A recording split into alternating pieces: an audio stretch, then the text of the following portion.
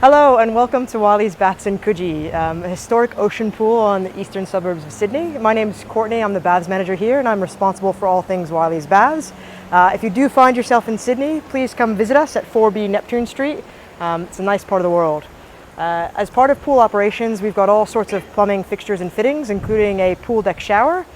We've got a 1,000-litre grease trap, we've got backflow prevention valves and devices, dishwashers, we've got ice makers, toilets, urinals, showers, 2 change rooms, men and women, and we've got a cesspit with macerator blades that pumps sewage back up to the main line in the street.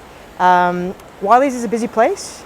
We can get 50,000 visitors a year. We've got about 600 season pass holders, and we get a lot of foot traffic, particularly in the summer months and during school holidays.